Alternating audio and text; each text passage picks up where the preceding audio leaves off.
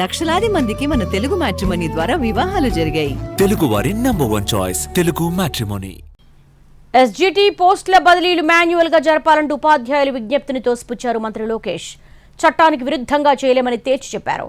ఇప్పటికే ఉపాధ్యాయులకు చాలా చేశామన్నారు మంత్రి లోకేష్.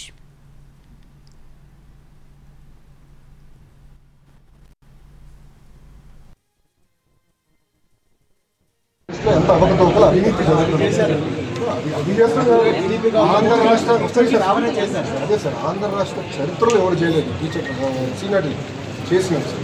ఇది ప్లీజ్ ఆల్రెడీ క్లారిటీగా చెప్పాను సార్. ఇది చట్టానికి విరుద్ధం అవుతుంది. చట్టాన్ని సార్ మీరు ఏమనుకోకపోతే లక్ష్మణరావు గారు కూడా ఆమోదం తెలిపిన చట్టం అది. నేనంటాను చట్టాన్ని ఉల్లంఘించలేదు సార్. అది కాదు సార్, చట్టాన్ని నేను ఉల్లంఘించలేదు. వాళ్ళు ఎక్కడికో పెళ్లి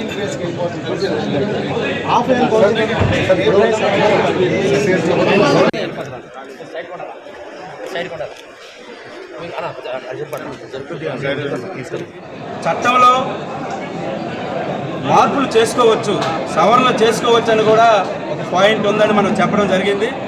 కానీ విద్యాశాఖ మంత్రి గారు నేను ప్రమోషన్లు ఇచ్చాను, స్కూల్ అసిస్టెంట్లు పారదర్శకంగా ట్రాన్స్ఫర్స్ జరిపాను అని చెప్తా ఉన్నారు.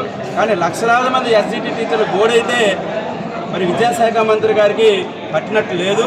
కాబట్టి ఈ గోడు విద్యాశాఖ మంత్రి గారు విని తప్పనిసరిగా మరొకసారి పునరాలోచించి న్యాయం చేయాలని చెప్పేసి మేమైతే రిప్రజెంట్ చేశాము.